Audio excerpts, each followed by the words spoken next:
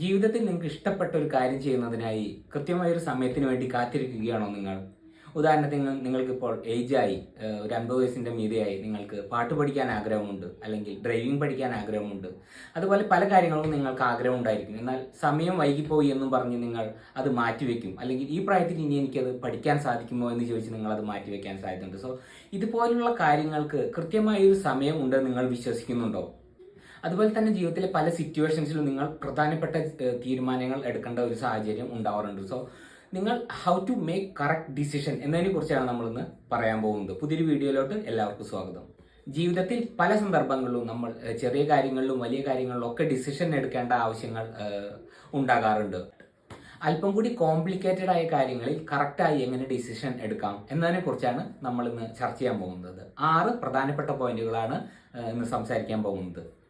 First point എന്ന് പറയുന്നത് analyse the situation. ഇപ്പം നിങ്ങൾ എന്തെങ്കിലും ഒരു വലിയ പ്രശ്നത്തിൽ പെട്ട് കിടക്കുകയാണെന്നിരിക്കട്ടെ. ഇപ്പം സാമ്പത്തികമായോ അല്ലെങ്കിൽ വിവാഹപരമായോ അല്ലെങ്കിൽ പേഴ്സണൽ ആയിട്ടുള്ള മറ്റെന്തെങ്കിലും കാരണം മുഖേന വളരെ കുറച്ച് ഡീപ്പായിട്ടുള്ള എന്തെങ്കിലും പ്രശ്നത്തിൽ പെട്ട് കിടക്കുകയാണെന്ന് വെക്കട്ടെ.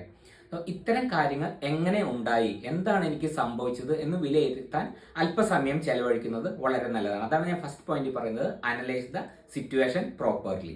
രണ്ടാമത്തെ പോയിന്റ്, ഇതിൽ നിന്നും രക്ഷ നേടാനുള്ള ഒരു മാർഗത്തെക്കുറിച്ച് അറിയുക എന്നതാണ്. അതായത് ആക്ച്വലി എന്താണ് നമുക്ക് സംഭവിച്ചു എന്നത് ഫസ്റ്റ് പോയിന്റ് നമ്മൾ അനലൈസ് ചെയ്യുന്നു. അതിനുശേഷം ഇതിൽ നിന്ന് നമുക്ക് എങ്ങനെ രക്ഷ നേടാം, എന്തൊക്കെ മാർഗങ്ങളിലൂടെ മുന്നോട്ട് പോയി കഴിഞ്ഞാൽ നമുക്ക് ഇതിൽ നിന്നും പടിപടിയായി രക്ഷ നേടാം. അതിനുവേണ്ടി നമുക്ക് പല സോഴ്സിൽ നിന്നുള്ള മാർഗങ്ങൾ സ്വീകരിക്കാം. ഇപ്പം ഇൻഫോർമേഷൻ എവിടെന്നെങ്കിലൊക്കെ ഇൻഫോർമേഷൻ കളക്ട് ചെയ്യാം, അല്ലെങ്കിൽ നമ്മളെ അറിയുന്നവരോ നമ്മുടെ ഫ്രണ്ട്സിനോടോ നമ്മുടെ കൊളീഗ്സിനോടോ ഒക്കെ ഇതിനെക്കുറിച്ച് പറഞ്ഞ് അവരിൽ നിന്നെല്ലാം നമുക്കൊരു സൊല്യൂഷൻസ് പോയിന്റ്സ് നമുക്കത് നോട്ട് ചെയ്ത് വെക്കാവുന്നതാണ്. അതിനുശേഷം ആ പോയിന്റ്സ് എല്ലാം നമ്മൾ കൃത്യമായി പഠിച്ച് നമുക്ക് ചെയ്യാൻ പറ്റുന്ന, ഏറ്റവും കറക്റ്റായി ചെയ്യാൻ പറ്റും എന്ന് നമുക്ക് തോന്നുന്ന ഒരു പോയിന്റ് സ്വീകരിച്ച് അത് വെച്ച് മുന്നോട്ട് പോവുകയാണ് വേണ്ടത്. മൂന്നാമത്തെ പോയിന്റ് എന്ന് പറയുന്നത്, ഇത് ചെയ്യാൻ കഴിയുന്ന കാര്യമാണോ, ഇത് നടക്കുന്ന കാര്യമാണോ എന്നുള്ളത് നിങ്ങൾ മനസ്സിലാക്കേണ്ടിയിരിക്കുന്നു. ഇപ്പം നിങ്ങൾ കളക്ട് ചെയ്ത ഇൻഫോർമേഷൻ പല പല സൊല്യൂഷൻസ് ഉണ്ടായിരിക്കും. എല്ലാം കൂടി ഒരുമിച്ച് കൊണ്ടുപോകാൻ നിങ്ങൾക്ക് കഴിയില്ല. അല്ലെങ്കിൽ അത് കറക്റ്റായി നിങ്ങൾ മനസ്സിലാക്കി ഏതാണ് നിങ്ങൾക്ക് ചെയ്യാൻ കഴിയുന്നത് എന്ന് നിങ്ങൾ മനസ്സിലാക്കേണ്ടിയിരിക്കുന്നു. ഇപ്പം ഒരു സൊല്യൂഷൻ അതിനുവേണ്ടി നിങ്ങൾ ശ്രമിക്കുന്നു, അത് റിസോൾവ് ചെയ്യാൻ വേണ്ടി നിങ്ങൾ ശ്രമിക്കുന്നു. പക്ഷേ അതിന്റെ സൊല്യൂഷൻ എപ്പോഴെങ്കിലും കിട്ടിയിട്ട് കാര്യമില്ലല്ലോ. ഇപ്പം ഉദാഹരണം, നിങ്ങൾ സാമ്പത്തികമായി എന്തെങ്കിലും പ്രോബ്ലം ഉണ്ട്, ബാങ്കിലോട്ട് പൈസ തിരിച്ചടക്കേണ്ട സിറ്റുവേഷനിലാണ് എങ്കിൽ ഈ ഈ ഈ പോയിന്റ്സ് എല്ലാം നിങ്ങൾ മനസ്സിൽ വെച്ചുകൊണ്ട് അത് മെല്ലെ ചെയ്ത് എപ്പോഴെങ്കിലും തീർത്താൽ പോരാ. ആ ഒരു പർട്ടിക്കുലർ ടൈമിന്റെ ഉള്ളിൽ നിങ്ങളത് റിസോൾവ് ചെയ്യാൻ വേണ്ടി ശ്രമിക്കണം. സോ ഈ പോയിന്റ്സ് നിങ്ങൾ മനസ്സിലാക്കി അത് ചെയ്യാൻ കഴിയുന്നതാണ്, എത്ര സ്പീഡിൽ ചെയ്യാൻ കഴിയുന്നതാണ്, എത്ര ആക്യുറേറ്റ് ആയിട്ട് നിങ്ങൾക്ക് എഫക്റ്റീവായിട്ട് ചെയ്യാൻ കഴിയുന്നതാണ് എന്നതിന്റെ ഒരു ഐഡിയ നിങ്ങൾ സ്വയം ഉണ്ടാക്കി വെക്കേണ്ടതാണ്. ഉദാഹരണത്തിന് വിവാഹത്തിന്റെ കാര്യം തന്നെ എടുക്കട്ടെ. ഇപ്പം പെൺകുട്ടികളെ ഒരു വിവാഹം കഴിക്കാൻ വേണ്ടി പാരന്റ്സ് നിർബന്ധിക്കും. അവർക്ക് ഇഷ്ടപ്പെട്ട ഒരു ബന്ധത്തിന് വേണ്ടി ഒരു വിവാഹം കഴിക്കാൻ വേണ്ടി പെൺകുട്ടികളെ അവർ നിർബന്ധിക്കുന്നതായി പല സിറ്റുവേഷൻസിലും കാണാൻ കഴിഞ്ഞിട്ടുണ്ട്. സോ ഇത്തരം കാര്യങ്ങൾ അവർ അവരുടേതായ സ്വന്തമായിട്ടുള്ളൊരു നിലപാടെടുക്കാൻ വളരെ ശ്രദ്ധിക്കേണ്ടതാണ്. ഇത് എങ്ങനെയായിരിക്കും നിങ്ങളുടെ ഫ്യൂച്ചർ, ഇങ്ങനെ ഒരു മാരേജ് ഡിസിഷൻ എടുത്തു കഴിഞ്ഞാൽ എങ്ങനെയായിരിക്കും ഈ ഒരു പാത്തിലൂടെയുള്ള നിങ്ങളുടെ യാത്ര, ഇതൊക്കെ നിങ്ങൾ വളരെ കൃത്യമായി മനസ്സിലാക്കേണ്ടിയിരിക്കുന്നു. അല്ലാതെ ബാഹ്യമായിട്ടുള്ള നിങ്ങളുടെ പുറമെന്നുള്ള നിങ്ങളുടെ റിലേറ്റീവ്സിന്റെയോ അല്ലെങ്കിൽ നിങ്ങളുടെ പേരൻസിന്റെയോ ഒക്കെ അഭിപ്രായത്തിന് മാത്രം വഴങ്ങിക്കൊണ്ട് നിങ്ങൾ തീരുമാനങ്ങൾ എടുക്കരുത്.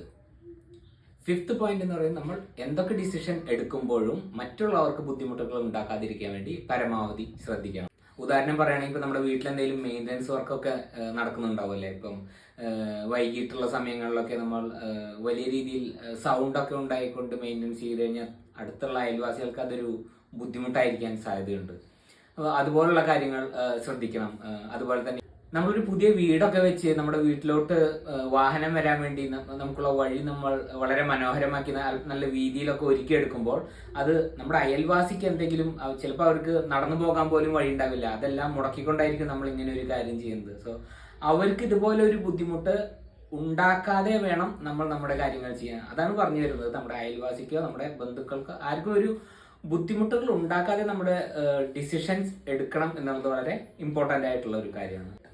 ഈ പറഞ്ഞ 6 പോയിന്റുകൾ മനസ്സിൽ വെച്ചുകൊണ്ട് നിങ്ങൾ കറക്റ്റായിട്ടൊരു ഡിസിഷൻ എടുക്കാൻ വേണ്ടി ശ്രമിച്ചു കഴിഞ്ഞാൽ അത് ഉറപ്പായിട്ടും അത് എഫക്റ്റീവായി മാറും എന്ന് തന്നെയാണ് ഞാൻ വിശ്വസിക്കുന്നത്. ഇതുപോലുള്ള കൂടുതൽ വീഡിയോകളുമായിട്ട് നമുക്ക് ഇനിയും കാണാം. നിങ്ങൾക്ക് എന്തെങ്കിലും അഭിപ്രായങ്ങളുണ്ടെങ്കിൽ കമന്റ് ബോക്സിൽ ദയവായിട്ട് രേഖപ്പെടുത്തുക. നിങ്ങളുടെ കമന്റുകൾ വളരെ വിലപ്പെട്ടതാണ്. പുതിയൊരു വീഡിയോയുമായി വീണ്ടും കാണുന്നവരെ എല്ലാവർക്കും ബൈ.